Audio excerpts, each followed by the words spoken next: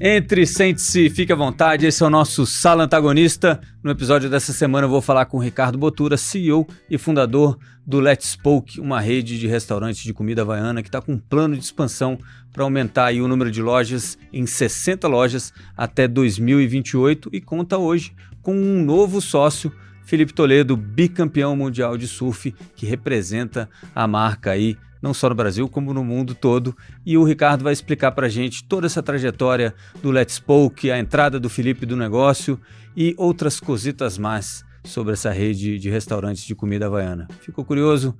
Fica comigo que vai valer a pena. Cara, assim, sempre foi um projeto de vida, assim, né? Então, quando a gente pensou no Let's Poke, a gente falou, bom, não é um jeito de ganhar mais dinheiro. É uma coisa que a gente encontrou que tinha um propósito ali de comida, de alimentação saudável, de delivery, que a gente acreditava muito, com uma comida rápida, prática, gostosa, saudável, tudo isso junto num produto só. As pessoas buscam muito o payback, óbvio que isso é importante, né? Mas assim, quando você tem uma franquia, você tem que entender que aquele negócio, se ele é positivo, se você faz uma gestão boa do seu negócio, ele tem um valor, né? Como se fosse ação. E, assim, se você tem um ponto bom, se você opera bem, aquela franquia vai valer muito mais do que você investiu. A gente tem dias assim que a gente chama 10, 15 pessoas para entrevista e não vai nenhuma, literalmente. Elas falam, marcam e não vão. E não aparece. Então assim, é um desafio de gestão de pessoas, de treinamento, de ensinar essas pessoas, mas também de contratação, dessa roda girar realmente na relação entre a empresa e o interesse das pessoas pela empresa.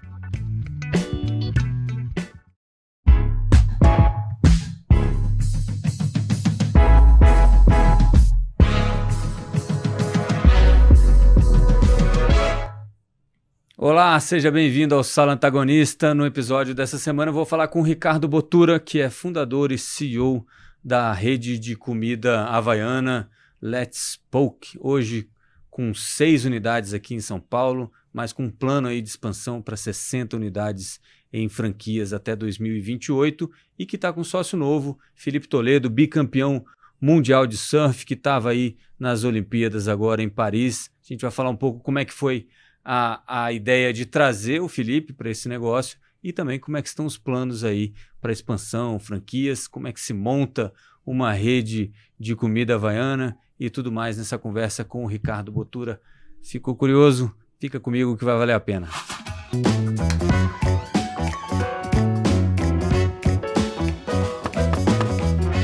Antes de mais nada, muitíssimo obrigado por estar aqui despendendo do seu tempo. E eu queria começar, como eu sempre começo esse programa, do começo, né? Você é de São Paulo, fez administração, a gente conversava aqui antes, e aí, vamos lá, da sua vida profissional, como é que você foi desembocar num restaurante de comida havaiana como negócio, né? Bom, acabou que eu tive várias relações assim com restaurante ao longo da minha trajetória, mas eu, antes de ter um restaurante, a maior parte do meu tempo eu fiz gestão comercial, né? Então, eu comecei no Peixe Urbano, como vendas aqui em São Paulo, vendedor do Peixe Urbano. E aí fiquei 5 anos no Peixe Urbano, fui evoluindo ali na gestão do Peixe Urbano. Peixe Urbano, e tinha muita relação. Era aquele compras coletivas. Descontos, né? Você tinha desconto. Foi, cara, se bobear, a startup que mais cresceu, assim, inicialmente, assim, nas startups no Brasil. E foi um sucesso, assim, enorme. Tinha uma média de 3 contratações por dia em um período ali. Muita gente mesmo, chegou a ter mais de 1.000 funcionários. E você cuidava de vendas dentro do Isso, eu comecei como vendedor mesmo, e fui crescendo assim na área de vendas e fiquei 5 anos nesse projeto, aprendi muito lá, nos momentos de bonança e também de crise.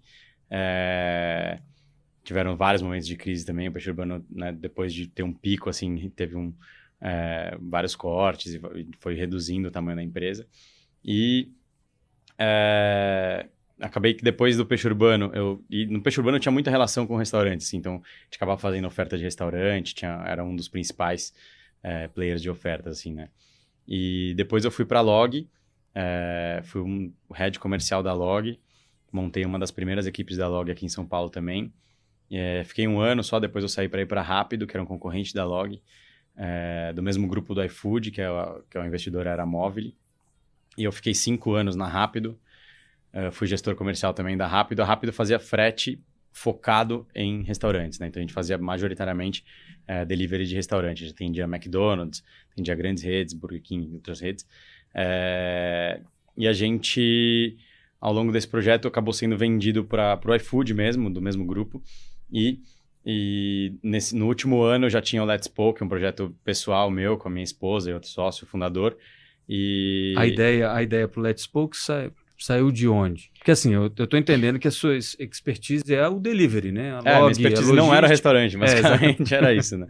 Assim, caiu meio de paraquedas, mas na verdade não tanto, porque eu conheci o Poke em si, o produto, e me apaixonei pelo Poke, fazendo uma viagem junto com uma equipe comercial que eu tinha aqui no Brasil, e uma da vendedora me levou para a gente comer uma comida havaiana, saudável, gostosa e tal, ela me vendeu assim, e a gente... Quando você faz gestão comercial, você vai viajar para alguma cidade com a sua equipe, acaba que você tem lá 1000 compromissos, normalmente muitas reuniões, pouca agenda. Então você come hambúrguer, pizza, né? Um negócio mais fast food, assim. E aí quando ela falou de uma comida saudável, gostosa, eu falei, bom, vamos nessa. E foi super legal, assim, gostei muito. Fui vários dias ali, até cheguei a falar com a pessoa lá do local que eu conheci, né? De trazer para São Paulo, a pessoa não se interessou por alguma questão societária e tal. E eu falei, bom, vou montar alguma coisa assim, né? Eu voltei para São Paulo, falei com a minha esposa, que era a ideia que a gente tinha de abrir um negócio. E quando você falou para a esposa, olha, eu conheci um restaurante de comida havaiana. Ela não teve a menor ideia do que era. E aí a gente teve que buscar algumas referências. Já tinham outros players aqui em São Paulo, alguns bons, outros nem tanto na época. A gente comeu os dois, o muito bom, o nem tanto também. E a gente falou, bom, legal, é um negócio muito novo, com excelente potencial, assim, a gente sempre acreditou muito no pilar da culinária saudável, no pilar de ser muito gostoso, de pegar uma carona no culinária japonesa, que era uma tendência e ainda é, né? Mas é uma questão que assim, já é difundido, então assim, as pessoas já conhecem, então facilita um pouco a entrada de um produto novo. E num quarto pilar, que era o delivery, que era o que eu tinha muito know-how, né? Ali na Rápido, na Log, eu já tinha esse know-how do delivery, via que o Poke era um produto que perdia muito pouco, né? Apesar da gente se acostumar a comer pizza no delivery, mas a pizza, por exemplo, perde bastante. Você come na pizzaria e no delivery é muito diferente, né? O Poke não, e o restaurante japonês também perde significativamente a qualidade ali do produto, da alga e tal. Aí o Poke você pode mandar ele separado, tinham várias possibilidades ali que a gente via de fazer um produto muito incrível e que chegue na casa das pessoas muito bem, né? Então a gente sempre abriu o Let's Poke com um viés também muito de delivery, até pelo know-how que eu tinha. Então eu voltei dessa viagem, a gente experimentou, gostou, eu tinha muito poucos ainda em São Paulo. Eu falei, bom, é um potencial. Sua esposa já era empreendedora ou não? Não, também. Ela trabalhou 5 anos na Deloitte, foi auditora da Deloitte, depois ela ficou vários anos como planejamento financeiro de grandes indústrias. Ela chegou a trabalhar na Louis Vuitton, na Bblend. A Bblend é uma fusão da Whirlpool com a Ambev, ficou mais tempo na Whirlpool até antes do que a Bblend. Bom, parte financeira eu tô entendendo que é ela que cuida, né? Ela cuida de administrativo, eu comercial e marketing, e quando a gente se juntou ali, né, para começar esse projeto, a gente foi falar com um amigo que tinha já bares e restaurantes, e a gente foi lá, conversou com ele para entender, né, um business plan, assim, como que a gente punha, quanto vai gastar de água, luz, gás, aluguel, tal. Pronto, vamos lá. Porque aí você tinha quantos anos na época? Tinha 29. 29. 28. Mas não foi um negócio que você meteu as caras. Você parou para estudar isso antes de... Com certeza. Fez um plano de negócios. Sim. Falou, não, vou gastar tanto. A gente já tinha esse viés, né? Na verdade, eu e minha disso. esposa, a gente se conheceu na faculdade de administração. Então, sempre teve um viés ali de planejamento antes de sair arriscando. Então, a gente acabou que a gente foi conversar com ele para entender números, né? Porque a gente não tinha a menor ideia de quanto se gastava para ter um restaurante, quanto precisava vender para ter lucro, né? E aí ele se interessou muito pelo projeto. Ele falou, bom, o João, que é o meu sócio fundador também, falou, bom, vocês vão investir nisso, eu estou no momento de fechar o bar que eu tenho hoje, faz muito sentido para mim abrir com vocês. E aí pra gente foi muito conveniente, porque a gente não precisou sair dos nossos empregos na época, né? A gente já ia ser um investidor e também ia abrir mão de onde a gente estava para tocar o negócio, um dos dois, né? Então você tem mais risco ainda. E ele já estava fechando o negócio dele, já estava querendo outra coisa. Então ele acabou se dispondo a quando fechasse o bar dele, que chamava Garrafas, quando fechasse o Garrafas, ele sairia para tocar o Let's Poke na primeira unidade, ser o gerente ali daquela primeira unidade, com um projeto que sempre foi de ter muitas lojas. A gente não sabia como, se era loja própria, se ia ser franquia e tal. Na época não tinha muito ainda a ideia do como a gente ia fazer, mas a gente sabia que a gente queria ser uma rede, porque também senão não faria sentido todas essas pessoas ali envolvidas dentro do negócio, com um peso, né, de custo assim, para o negócio. Então tinha que ser uma rede para crescer mesmo. E vocês, bom, fizeram as contas, você tinha dinheiro guardado, você emprestou dinheiro? Eu tinha algum dinheiro, não tanto. e a gente contratou uma consultoria também, principalmente olhando para a parte você é o empreendedor mais estruturado que eu vi aqui, sabia? Não. É só impressão. Só história bonita. Consultoria, A gente contratou uma consultoria dentro do que cabia no nosso bolso, assim, né? Mas, assim, precisa montar um restaurante, tem algumas partes que são bem críticas, né? Então, principalmente vigilância sanitária. Então, a gente queria começar da forma correta, assim. A gente sempre pensou em ter um negócio bem certinho, assim, né? Em todos os aspectos. Óbvio que muitas vezes você não consegue fazer tudo perfeito, mas a gente sempre tentou fazer ali tudo certinho. E a gente contratou essa consultoria com esse viés de vigilância sanitária, de saber todas as regras, regulamentação. Quando a gente viu que isso era uma coisa muito complexa, a gente falou, bom, vamos contratar alguém que tem know-how. Até foi bem ocasional como a gente conheceu eles. A gente estava viajando para Tailândia, eu e minha esposa, no meio do projeto já rolando. E a gente conheceu uma menina que trabalhava nessa consultoria e falou, bom, vou indicar para vocês. E aí a gente acabou fechando com elas. Estão até hoje com a gente, assim, são super parceiras, são fundadoras, na verdade. Fizeram reunião na sala da minha casa lá várias vezes. E aí eu até falei esse negócio do dinheiro, né? Assim, eu falei, pô, tenho aqui 150 mil para investir, né?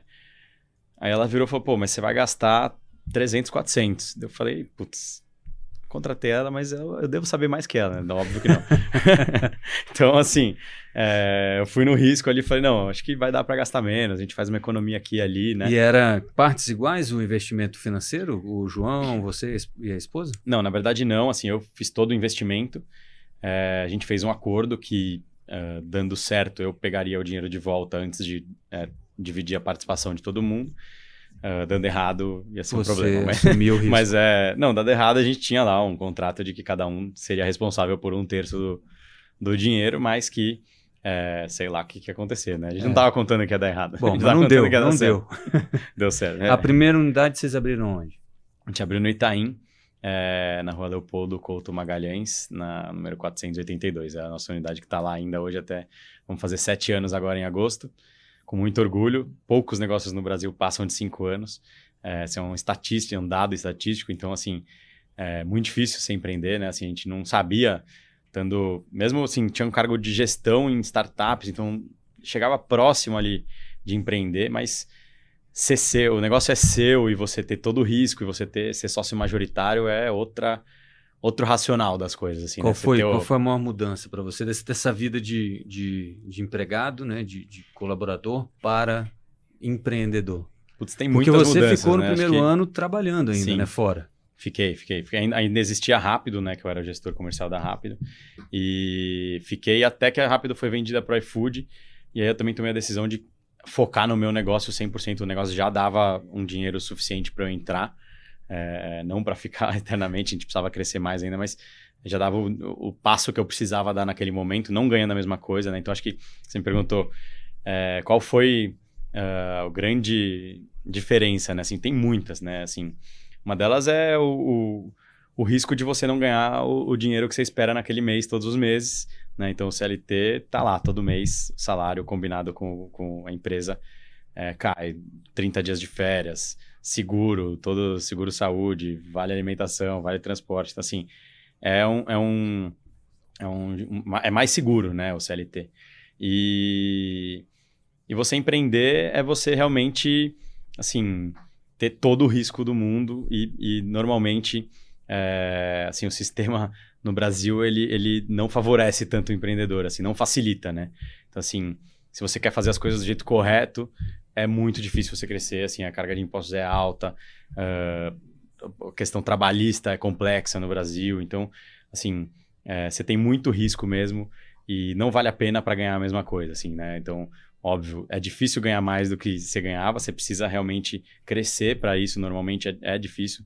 Então, uma das coisas que você abre mão normalmente é do salário, né? Então, assim, quando eu saí da Rápido para ir pro Let's Poke, eu ganhava 1/3 de salário, né? Mas a gente tinha, já naquele momento, uma empresa que dava dividendos e que isso fazia eu tirar um pouco mais. Mas daí depois veio a pandemia, por exemplo, e tirava 0 dividendos, inclusive faltava dinheiro. Então, essa é a loucura aí de empreender, né? E a sua esposa também largou o emprego logo no começo, não? Também esperou Não. um pouco? Aí ela ficou grávida, então, acho que eu não sei exatamente que ano que foi, mas assim, uns 2 anos de Let's Poke, ou 2 anos e meio. Depois que minha filha nasceu, ela ficou mais uns 6 meses com a minha filha, e aí ela saiu de onde ela estava e veio pro Let's Poke. E de qualquer maneira, vocês eram 3 sócios, vocês não estavam lá no dia a dia, mas vocês... Um deles sempre esteve, né? O João sempre esteve no dia a dia. Mas vocês ainda tomavam conta do negócio de qualquer maneira. Tomava conta à noite, na hora do almoço, passava teve no final de semana. Um entrevistado aqui uma vez que a gente estava falando, que ele falava assim, olha, se você acha que você vai abrir um negócio e só passar lá no fim de semana para pegar o dinheiro, pode esquecer. Ou o dinheiro não vai estar lá, porque alguém já pegou, normal. Ou não vai ter dinheiro mesmo, né? Não vai ter gerado dinheiro nenhum. Isso não acontece mesmo, né? Quem está imaginando que não, eu coloco o dinheiro e pronto. Inclusive, quando a gente fala, né, com gente que quer investir em franquia, é muito comum, assim, a pessoa querer, por desconhecimento, não por descaso, né? Mas assim, por desconhecimento, você querer investir e só ser um investimento, né? Então, qual é o retorno disso, né? Na verdade, não é essa pergunta perfeita, né? Assim, quanto de disponibilidade que você tem para dedicar para aquele negócio para que ele te gere um retorno muito maior do que você teria aplicando em qualquer aplicação, né? Então, assim, a franquia é um negócio que, por exemplo, você tem que dedicar seu tempo, tem que ser uma coisa que você tem uma proposta de trabalho também, né? Assim, se você quer ser só um investidor, você tem que ter uma equipe. Então, assim, é um dos 2 caminhos, achar que vai investir numa franquia e que o dinheiro vai entrar de um lado e sair do outro, igual acontece numa aplicação, totalmente fora da realidade. Mesmo numa franquia, que já tem toda uma estrutura por trás para deixar muito mais fácil, né, o negócio acontecer como previsto num business plan, né? Assim, bom, só voltando ali, aqueles 150 mil não deram, né? Não, com certeza a consultora estava certa. Gastei não, né? Investi todo o meu dinheiro, assim, todo literalmente, mais ou menos 400 mil que eu tinha na época, hoje, né, já fazem 7 anos, então seria hoje mais ou menos 600 mil, assim, para montar a nossa primeira loja. E a gente... E não teve aquele momento de, rapaz, eu acho que a gente fez uma grande besteira, vamos... Não, assim, a gente estava muito entusiasmado com o projeto, a gente estava assim, a gente via cada dia mais, assim, entendia que era realmente uma tendência o poke, a comida saudável, o delivery, assim, eu estava muito dentro do mundo do delivery ali, então, assim, não cheguei a ter o receio de, putz, todo o meu dinheiro vai dar errado. Mas hoje, olhando para trás, assim... foi um pouco inconsequente, porque se tivesse dado, não é nem errado, né, mas se tivesse demorado para dar certo, teria que dar um jeito. Podia não ter fôlego, né? Assim, você sempre tem a opção de pegar dinheiro no banco, né, mas assim, você começa a aumentar seu risco também, né. Então, acabou que deu muito certo, muito rápido. A gente teve o payback da primeira loja em 10 meses, isso é muito fora do padrão, assim, e aí foi sucesso, assim, né, a gente começou daí depois... A pensar como crescer, né? Muito mais do que deu certo ou deu errado, né? Então, assim, a partir do momento que a gente já tinha recuperado esse dinheiro rapidamente, a gente falou, bom, então, quais são os caminhos para a gente crescer? A gente começou a estudar, viu a possibilidade de trazer sócio nas lojas, a gente até fez uma primeira loja assim, a gente trouxe uma sócia investidora, a gente era o operador, e a gente não gostou tanto pensando em crescer por uma rede, né? Então, você vai ter muitos sócios em todas as lojas. Uma sócia que foi ótima pra gente, mas o modelo de negócio... loja, né? Isso, a segunda loja que foi na Vila Olímpia. Mas o modelo de negócio nem era o modelo que a gente amou, assim, né? De ter um sócio por loja. Fica uma complexidade de gestão, mesmo societária, de possíveis conflitos ao longo dos anos, assim, que é mais complexo. E a gente decidiu que a gente ia trazer os sócios na estrutura da holding, assim, né? Formar realmente uma empresa centralizadora ali dos restaurantes, a dona da marca, e aí a gente trouxe um primeiro sócio investidor, anjo, que é o Juliano Dutra, ele trabalhou comigo, ele foi o CTO, né, de tecnologia ali da Rápido, E ele investiu e a gente abriu mais 2 lojas.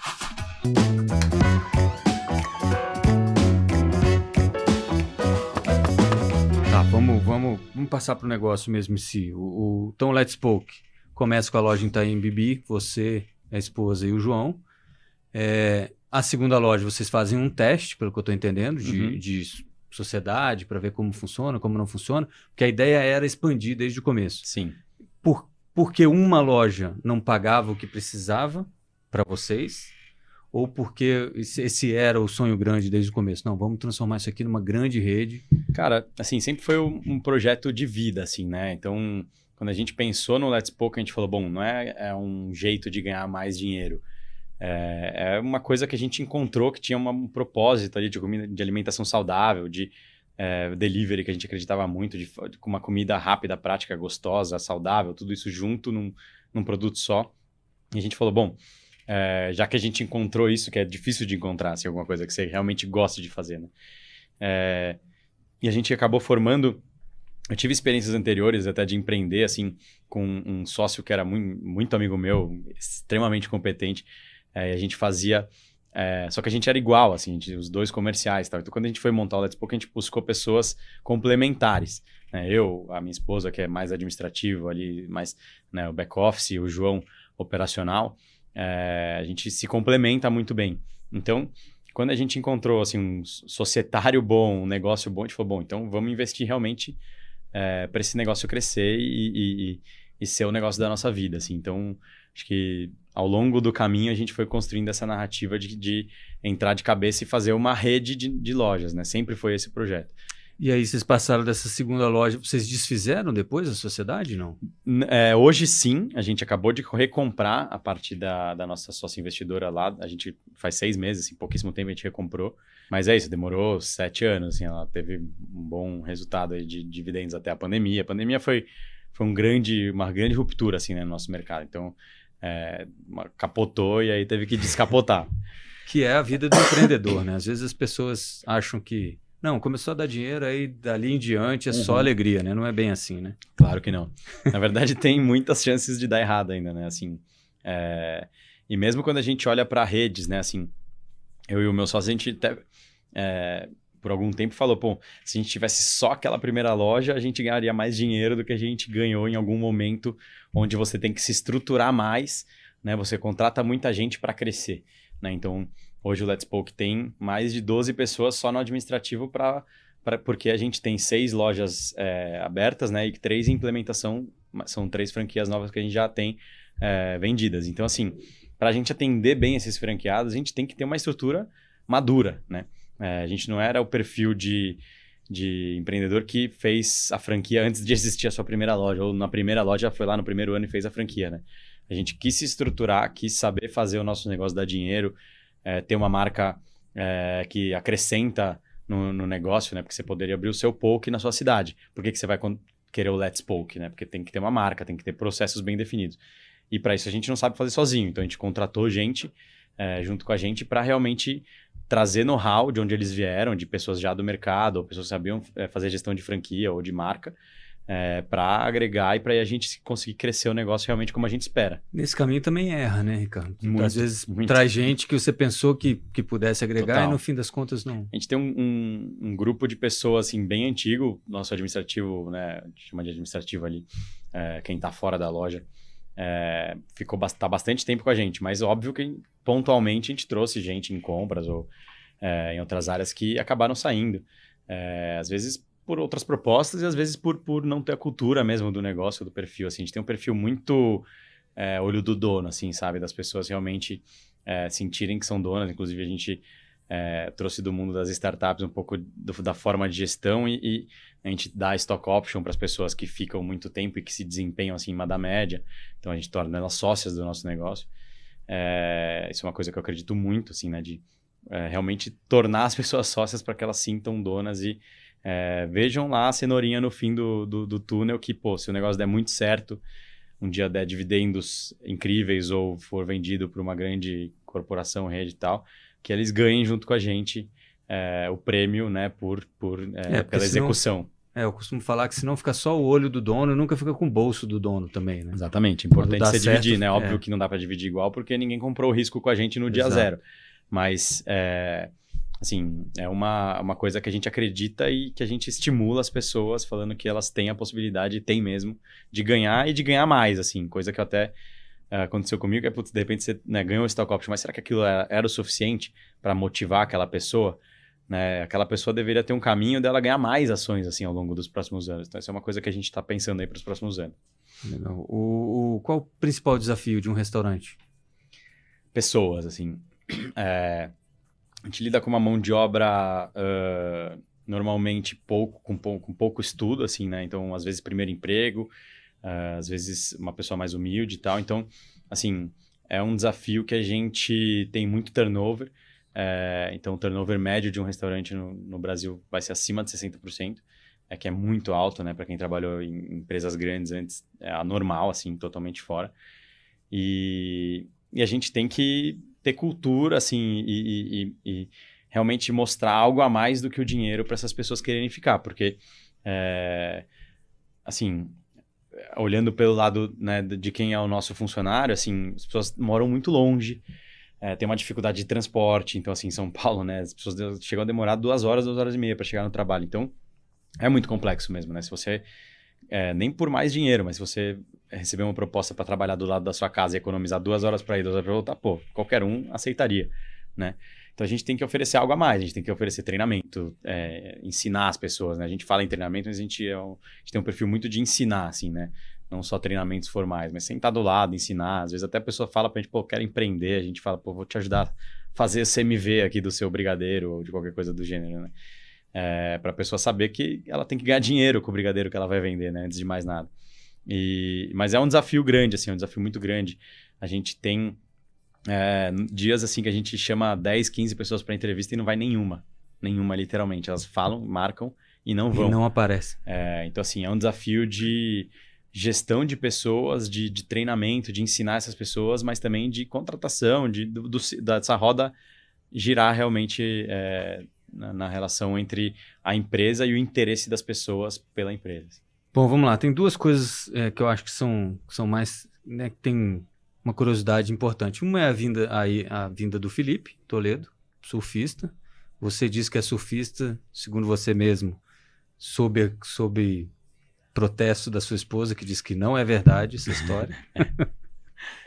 Já se explica isso e depois vamos falar um pouco da franquia. Mas como é que vocês fizeram para trazer o Felipe Toledo, que é um surfista profissional, bem-sucedido, bicampeão mundial? Hoje em dia, se eu falar que eu sou surfista com o sócio que eu tenho, não dá. Então, eu não sou surfista. Eu surfei na juventude ali dos 13, 14 anos até uns 20 e poucos eu surfava. Mas mal, assim, surfava mal. Mas tem um amor pelo esporte ali, sempre acompanhei. E aí, né, contextualizando ali no branding do Let's Poke, que tem uma pegada de ser um restaurante havaiano, a gente sempre trouxe essa vibe praia, surf e tal para dentro da nossa marca. Antes da pandemia, a gente tinha programado fazer um campeonato de surf para molecada, assim, para estimular os atletas que estão começando. É um negócio que eu acredito muito, investir no esporte de base. E quando a gente programou todo esse campeonato, a gente foi atrás de alguém para dar um destaque maior. A gente chegou a falar com o Pinga, que é o empresário do Felipe. Foram sempre muito solícitos assim, com a gente.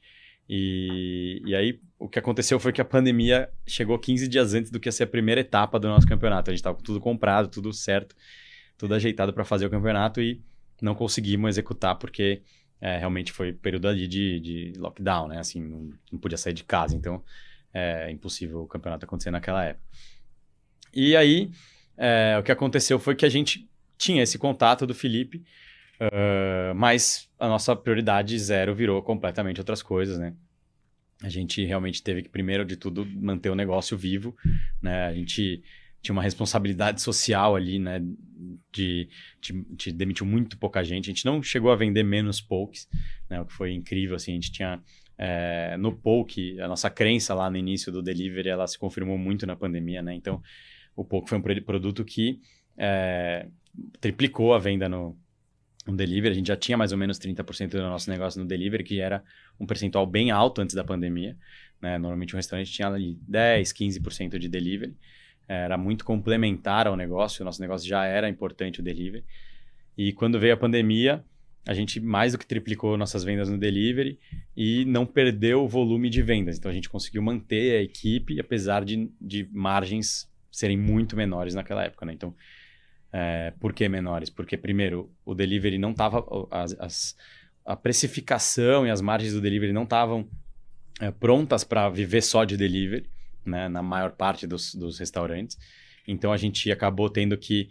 Todo mundo, né, acabou remodelando o formato de margens de trabalho no delivery para começar o delivery ser a parte mais importante do negócio. E a gente estava em pontos comerciais que eram pensados para ter salão, né? Então, perto da Paulista, no Itaim, lugares super caros que você não precisa estar lá para fazer só delivery, né? Na rua que a gente está. Então, e a equipe vocês chegaram também contratada. A sair dos lugares? Não, a gente não... Negociou o contrato só? A gente teve vários casos de negociação, poucos que não negociavam, mas normalmente os donos dos imóveis entenderam o momento ali, né? Deram um bom desconto. E aí a gente... Mas assim, o desconto não era eterno também, né? O cara ia tirando um pouco do desconto. Então, a pandemia foi muito complexo, né? Assim, além da questão de saúde, que era super relevante, né? Se discutiu por muito... No começo ali, né? Se restaurante, delivery era essencial, não era, tal. Acabou sendo sempre... estando dentro ali dos essenciais e mantendo o delivery funcionando. Então, a gente tinha a preocupação das pessoas, né? Dos funcionários, como eles iam, como voltavam. Era muito complexo, né?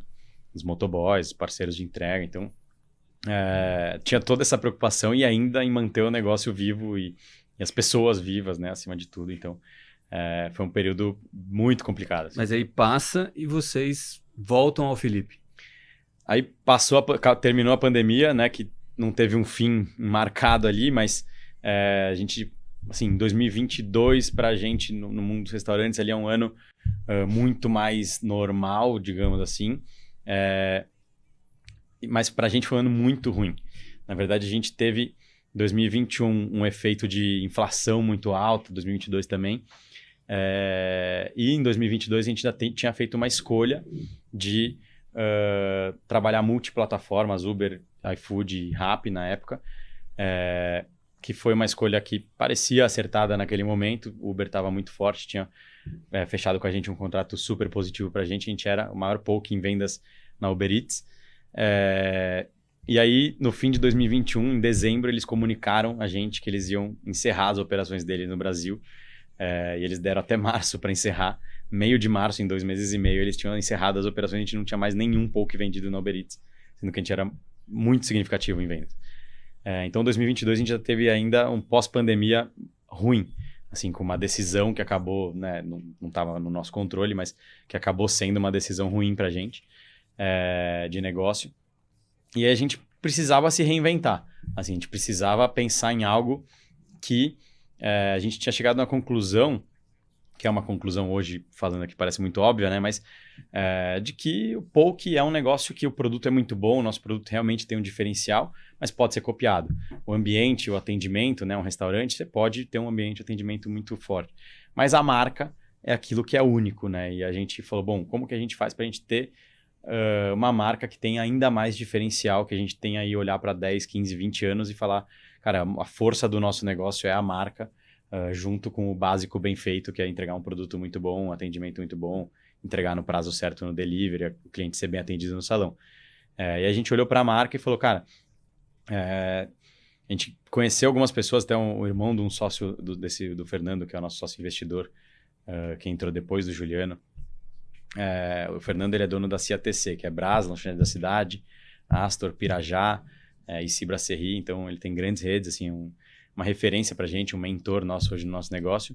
E o irmão dele falou comigo já, e trabalhou comigo no Peixe Urbano, o irmão dele, por acaso.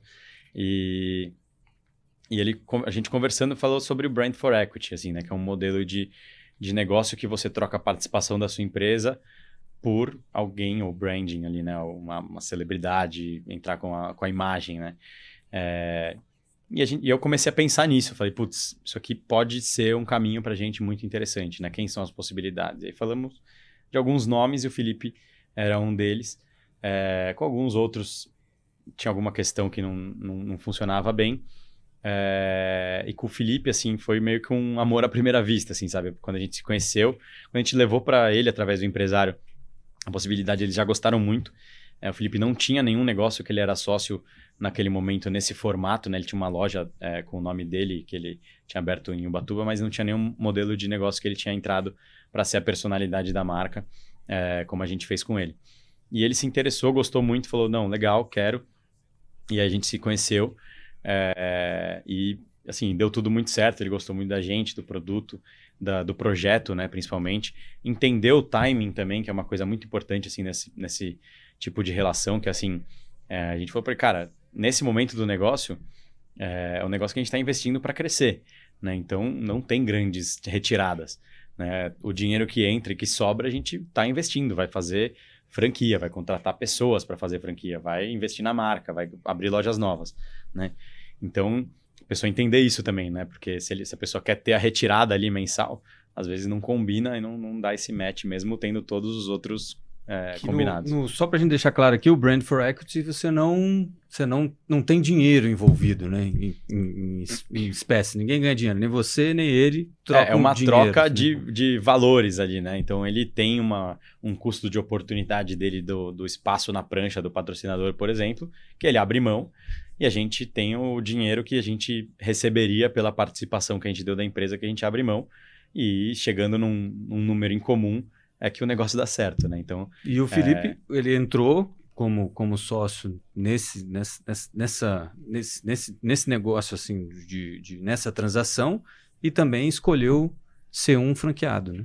Isso, na verdade, ele foi o primeiro comprador da primeira franquia. Ele viu que o negócio estava dando muito certo e falou, pô, legal, vou pensar em algum sócio operador que eu conheça, né, que eu confie. O Felipe mora na Califórnia a maior parte do tempo, então ele mora ao redor do mundo, né? Ele viaja muito, mas assim, a base dele ali com a família é na Califórnia. Então ele tinha que ter um operador, né? Como eu estava falando, a franquia precisa de alguém para operar, alguém que esteja ali no dia a dia. E aí, junto com a família dele e com esse operador, eles estão abrindo uma loja em São José dos Campos. Acabou que a gente demorou um pouco ali a questão de imóvel, algumas coisas normais. Então a gente acabou abrindo uma outra loja até antes da loja dele. A dele vai ser a segunda a abrir, mas ele foi o primeiro a apostar ali na franquia.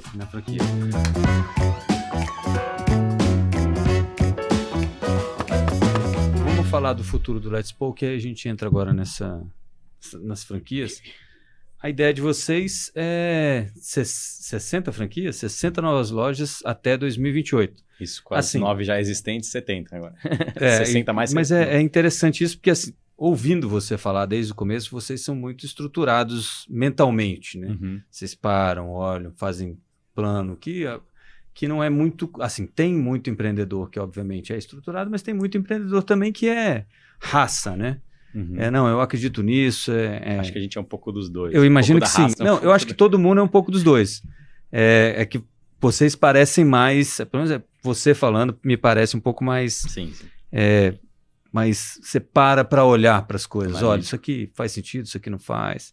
Faz conta, né? Tem gente que é mais... Não, vamos fazer, mete a cara e daqui a pouco a gente resolve.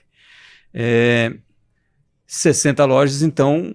É uma conta que você parou para fazer. Sim. Não é um número... eu gostaria de chegar a 100 lojas, né? Assim, óbvio que tem ali entre o sonho e realização, e às vezes você consegue realizar mais.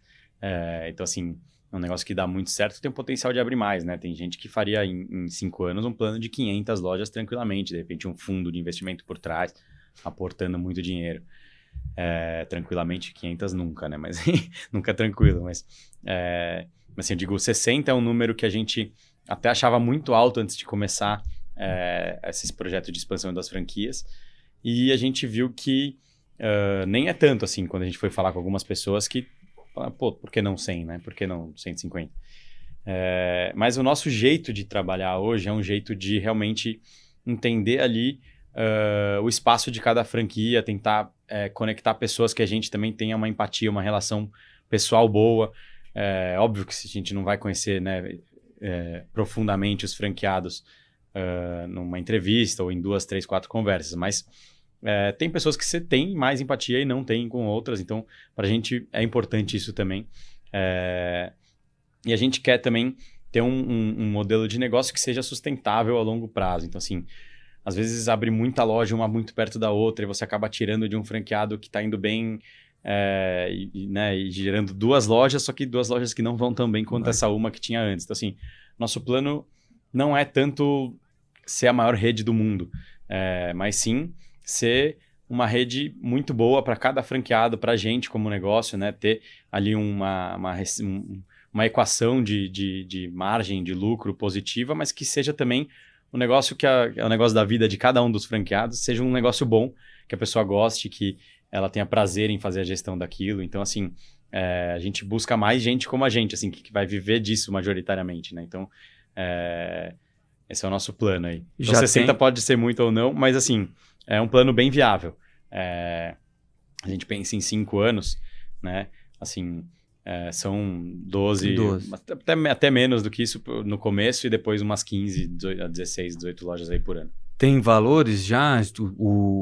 Como é que é? Vamos supor, eu tenho interesse em ser franqueado de vocês. Como é que eu faço? Quanto que eu vou gastar? Eu consigo saber disso? Quanto tempo vai demorar? Nosso projeto base hoje, assim, né? O que a gente... uma loja nossa mesmo para fazer delivery com qualidade, com o volume que a gente tem, que é bem alto, atender bem o salão e estar bem posicionada numa cidade, ela vai custar ali a partir de uns R$500 mil, podendo até em cidades maiores, assim, uma capital, chegar mais perto dos 600, 650. Então, sempre vai depender do imóvel que você escolhe. A maior parte, 90% do dinheiro é em obra, em decoração, em mesa, cadeira, equipamento, e não é na taxa de franquia, né? A taxa de franquia é 50 mil. O resto é tudo investimento no local. Então, é igual a consultora me falou lá atrás, né? Você vai gastar 400, porque para fazer um projeto de decoração de um restaurante, realmente tem um custo. Não é barato. Então, assim, a gente tem um modelo já desse projeto, que é um modelo da nossa estrutura ali de marca, né? Do que a gente tem de atendimento, da qualidade dos móveis, dos equipamentos, mas não é tão mais caro do que você faria um projeto seu, né? Assim, do zero, fazendo a marca como você quer, né? Às vezes as pessoas pegam um restaurante já existente, né? Daí acaba sendo mais barato, mas se você vai fazer um projeto que você tem ali a ideia do layout e tal, esse é o custo de um restaurante hoje. E mais ou menos uns 100 e poucos metros quadrados, que a gente tem assim 120, 140. Tem tamanho mínimo ou não? A gente tem uma loja menor, a primeira é menor, é uns 85, 90 metros, mas a gente sente falta ali de mais 10 metros quadrados de ter um espaço um pouco maior para armazenamento das coisas, para produção. Então, assim, foi a nossa primeira, ficou muito espremida e a gente acabou abrindo lojas maiores depois. O payback tá rodando mais ou menos, porque você teve em 10 meses o seu, né? A gente... depois a gente teve outras lojas mais perto de 18 a 24 meses, que é o que a gente hoje mostra ali no Business Plan para os franqueados. E isso é ótimo, assim, na verdade... As pessoas buscam muito o payback, óbvio que isso é importante, né? Mas assim, quando você tem uma franquia, você tem que entender que aquele negócio, se ele é positivo, se você faz uma gestão boa do seu negócio, ele tem um valor, né? Como se fosse ação. Você não entra na bolsa de valores e recebe dividendos e é isso que você vive, que é o payback das suas ações, né? Na verdade, você tem lá R$100 mil em ações que podem se transformar em 90 mil, podem se transformar em 150. E ainda, além disso, você tem os dividendos, né? Então, a franquia é mais ou menos a mesma lógica. Se você quiser vender a sua franquia, ela tem venda no futuro, então ela tem valor de venda, né? Óbvio que se você tem um ponto, se você escolheu mal o ponto, e a gente ajuda a escolher, né? Mas nunca é uma escolha só nossa também. É um equilíbrio ali no know-how do franqueado no local que ele mora, né? Isso tudo a gente quer pra gente também, né? É uma das razões do porquê fazer franquia e não abrir lojas próprias, né? A gente quer ter a troca de know-how com a pessoa local, com quem tem ali, vai estar ali no dia a dia fazendo gestão, mas que também conhece a cidade dele mais do que a gente, muitas vezes. E, então, assim, se você tem um ponto bom, se você opera bem, aquela franquia vai valer muito mais do que você investiu, né? Não é, putz, vai continuar valendo 600 mil? Na verdade, não. Se você tiver lucro, como a gente espera ter, pelo menos acima de 10% de margem, com certeza você vai valer mais do que você investiu. Então, mesmo o capital investido, você vai ter aumentado ele, né? Sim, bom, o apoio para o franqueado, o que é? O que vocês entregam para o franqueado? O franqueado eu já entendi, ele é um pouco do dinheiro e o trabalho, né? Muito Sim. trabalho. A gente, assim, primeiro marca, né? Assim, a gente tem uma marca já com vários diferenciais de produto, de gestão, de tempo, de conceito. O Felipe como bicampeão mundial, atleta olímpico. Então, assim, cara, é uma marca realmente que não tem outra igual. Pode ter outra melhor ou pior, mas igual não vai ter. E a gente... então, assim, ele vai ter um diferencial de marca de abrir o Poke do Pedro em Campinas. Agora, além disso, a gente tem várias negociações, né? Então, a gente tem uma negociação de exclusividade com o iFood, onde você vai ter muito menos taxa do que você pagaria abrindo a sua loja. Então, assim, só no delivery os royalties estão dentro da negociação do iFood e ainda sobra dinheiro, assim. A gente tem fornecedores homologados, então assim, a gente tem processos com fornecedores que vão facilitar a sua vida. Você vai ter menos trabalho, porque a gente tem alguns produtos já processados, chegam para a gente hortifruti já cortado, por exemplo. Então, vai facilitar muito a sua vida, você não vai ter que ter o trabalho de cortar. Estou dando um exemplo, né? Uhum. A gente tem chefe executivo na rede, ou seja, uma pessoa que cria os pokes. Então, de 6 em 6 meses, você vai ter lá treinamento para renovação do cardápio. A gente tem uma gestora operacional das franquias, que vai dar todo esse treinamento.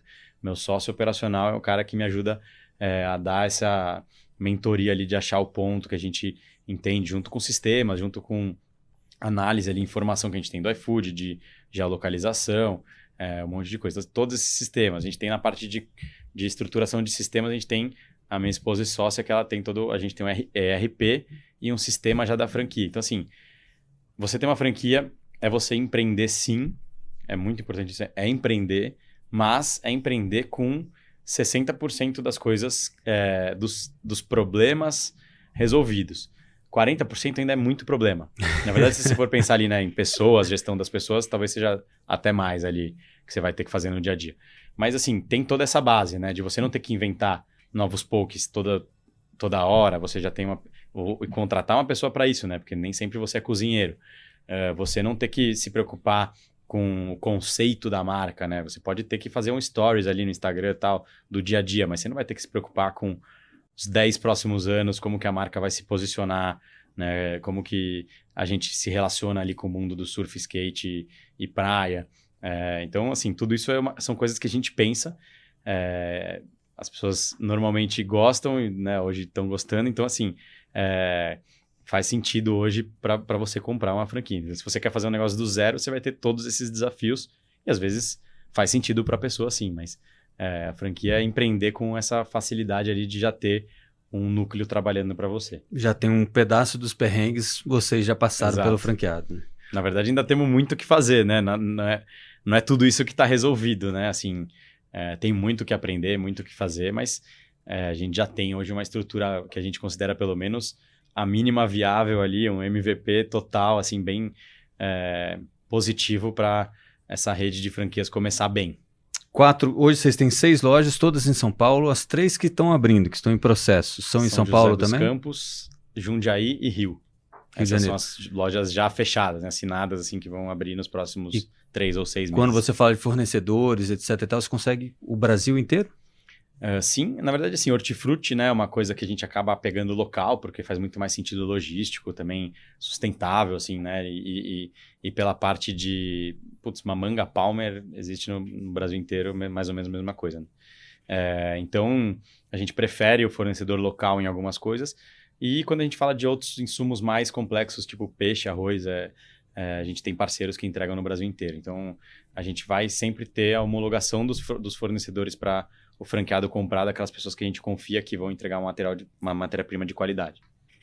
Muito bem. Ricardo Botura, muitíssimo obrigado pela conversa. Obrigado. Se quiser deixar mais um recado aí, eu acho que contato, alguma coisa que você queira deixar para o pessoal procurar você, se for interesse. Boa, pode me procurar. Meu e-mail é ricardo.botura@letspoke.com.br.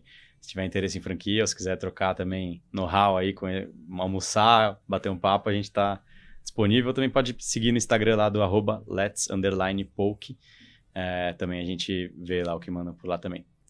Tá aí. E para você que acompanhou a gente nessa conversa toda aqui sobre comida havaiana, franquia, surf e tudo mais, nosso muitíssimo obrigado. Lembrando que o Sala Antagonista vai ao ar toda segunda-feira às 20 horas, sem falta. Beleza? Então até a próxima semana.